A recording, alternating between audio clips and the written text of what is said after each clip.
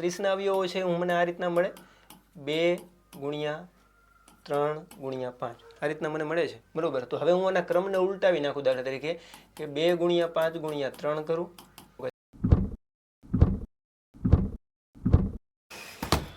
આ પ્રમેય આપણને ફર્સ્ટ ટર્મ અને સેકન્ડ ટર્મ બરાબર છે એક્ઝામની અંદર આવી શકે એવો છે। આપણે શું સાબિત કરવાનું છે જોઈએ। આ પ્રમેય ઓલા પ્રમેય જેવો નથી બરાબર કે ભાઈ આગમન પદ્ધતિ કે ભાઈ પહેલાં આપણે કોઈ પણ એક વિધાન લઈ લઈએ અને પછી આપણે એનું કોઈ એક સૂત્ર સાબિત કરીએ આવું નથી બરાબર। સામાન્ય એવું ખૂબ જ ઇઝી પ્રમેય છે। જોઈએ પ્રમેય 1.1 શું કહેવા માંગે છે અંકગણિતનું મૂળભૂત પ્રમેય યુક્લિડે આપેલ છે। જોજો દરેક વિભાજ્ય સંખ્યાને એટલે કોઈ પણ વિભાજ્ય સંખ્યાની વાત કરે છે તેના અવયવોના ક્રમને અવગણીએ તો આ શબ્દ મેં હમણાં વાપર્યો હતો બરાબર વિડીયોની શરૂઆતમાં જ મેં વાપર્યો હતો કે આપણે એના ક્રમને અવગણીએ તો બરાબર અવિભાજ્ય સંખ્યાઓના ગુણાકાર તરીકે અવિભાજ્ય સંખ્યાઓનો જો આપણે એના અવયવો પાડીએ તો આના ગુણાકાર તરીકે અનન્ય એટલે એક અને માત્ર એક જ રીતે દર્શાવી શકાય છે બરાબર છે। હવે આવું કેમ છે તો આપણે જરાક જોઈએ બરાબર। હવે આપણી આ વસ્તુ છે એ વ્યવસ્થિત ધ્યાન દઈને સમજતા જજો કારણ કે આ થિયરમ સાબિત કરેલો ખૂબ જ ઓછી જગ્યાએ હું જોઉં છું એટલો બધો હાર્ડ નથી બરાબર પણ તમારા મગજની અંદર ઉતરવો જોઈએ હું કહેવા માગે છે બરાબર। હવે અહીંયા આપણે એક વસ્તુ છે એ ધારી લઈએ આપણે પેને વ્યવસ્થિત ફેરવી નાખીએ ઓકે ધારો કે સ્મોલ એની વાત કરીએ એ કોઈ વિભાજ્ય સંખ્યા છે બરાબર અને અહીંયા આપણે જોતા જાશું બરાબર ફોર એક્ઝામ્પલ કે જેથી કરીને તમને આખે આખો થિયરમ છે આખે આખો પ્રમેય છે વ્યવસ્થિત સમજાતો જાય બરાબર। અહીંયા આપણે લઈએ છીએ એ બરાબર 36 આવું એક લઉં છું બરાબર।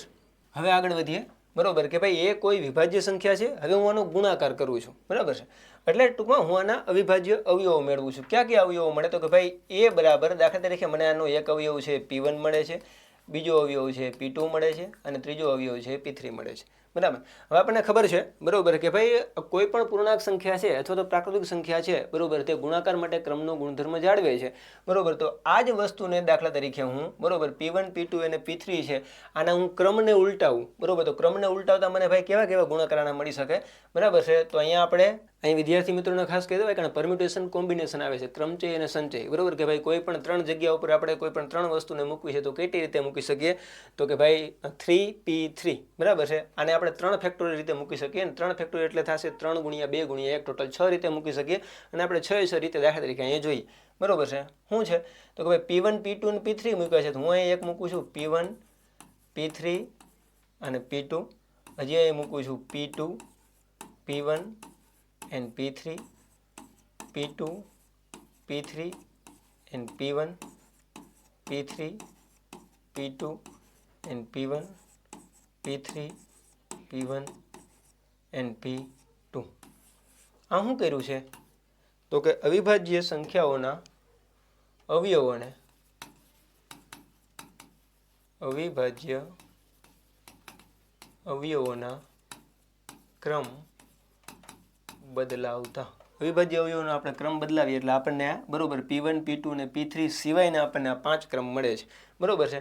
અહીંયા આપણે સેમ જોઈએ અહીંયા આપણે એક કામ કરીએ બરોબર 36ની જગ્યાએ છે ને બરોબર કોઈ એવી સંખ્યા લઈએ કે જેના આપણને 3 અવયવો મળતા હોય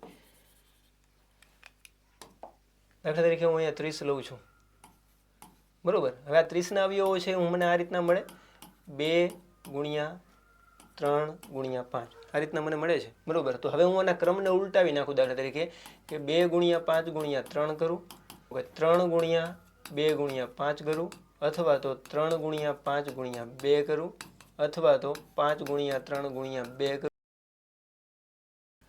અથવા તો 5 ગુણ્યા 2 ગુણ્યા 3 કરું બરાબર છે। હવે તમે આના જવાબમાં જોઈ શકતા હશો શું ફેર પડે છે અહીંયા પણ આપણે આના ક્રમને ઉલટાવ્યો છે બરોબર છે। તમામનો જવાબ 2 ગુણ્યા 3 એટલે 3 બરોબર છે 2 તેરી 6 પંજા 30 2 પંજા 10 તેરી 30 અહીં 3 દુ 6 પંજા 30 અહીં 3 પંજા 15 દુ 30 5 તેરી 15 દુ 30 અને 5 દુ 10 તેરી 30 બધાનો જવાબ આપણને શું મળે છે તો કે 30 જ મળે છે બરાબર છે। તો આપણે આ ક્રમને ઉલટાવતા આપણે એક બાબતની આપણે નોંધ કરી શકીએ શું નોંધ કરી શકીએ કે આપણે જો આના ક્રમને ઉલટાવીએ છીએ બરોબર છે તો આપણને જવાબમાં શું મળે છે તો કે ભાઈ કોઈ પણ આપણી વિભાજ્ય સંખ્યા જ મળે છે બરોબર। તો આના ઉપરથી આપણે એવું સાબિત કરી શકીએ કે ભાઈ કોઈ પણ વિભાજ્ય સંખ્યા ઓકે અહીંયા આપણને ખબર ન પડતી આ બધોય માં કેમ બરાબર બધાય 30 થતા હતા બરોબર છે આ બધાયનો મતલબ શું થશે તો કે એ થશે અને આ બધું એકબીજાના બરાબરમાં છે બરોબર કે કોઈ પણ વિભાજ્ય સંખ્યાના અવિભાજ્ય અવયવોના ક્રમને અવગણીએ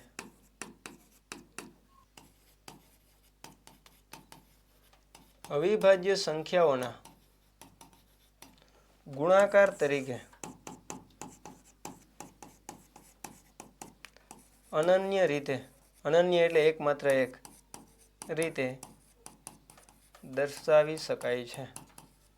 બરાબર. અહીંયા પણ આપણે આના ક્રમને ભાઈ ગમે એ રીતના દાખલા તરીકે ઉલટાવીએ, બરાબર, તો પણ આપણે એને એક અને માત્ર એક જ રીતે દર્શાવી શકીએ. અને અહીંયા જો આપણે આપણા બ્રેકેટની અંદર લખવું હોય, ખાસ કાળજી લેજો, બરાબર છે. તો અહીં તમે એવું લખી શકો કે કારણ કે અથવા તો જેથી, બરાબર છે, પૂર્ણાંક સંખ્યાઓ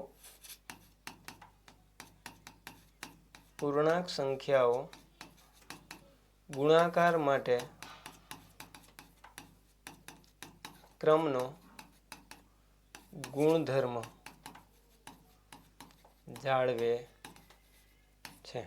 બરાબર. કોઈ પણ પૂર્ણાંક સંખ્યા છે, બરાબર, તે ક્રમનો ગુણધર્મ ગુણાકાર માટે જાળવે છે. એટલા માટે તમે આ કોઈ પણ અવિભાજ્ય સંખ્યાઓના ગુણાકાર સ્વરૂપે કોઈ પણ વિભાજ્ય સંખ્યાને દર્શાવી શકો. બરાબર છે. આ જ બાબત જે છે આપણને આગળની સ્લાઇડની અંદર કીધી છે કે દરેક વિભાજ્ય સંખ્યાને, આ વિભાજ્ય સંખ્યા આપણી એ હતી, તેના અવયવોના ક્રમને અવગણીએ. એટલે આપણે હમણાં 3 અવયવ લીધા હતા, P1, P2 અને P3. બરાબર છે. અવિભાજ્ય સંખ્યાઓના ગુણાકાર તરીકે આપણે એના ક્રમને જો અવગણીએ તો અનન્ય એટલે કે એક અને માત્ર એક જ રીતે દર્શાવી શકીએ.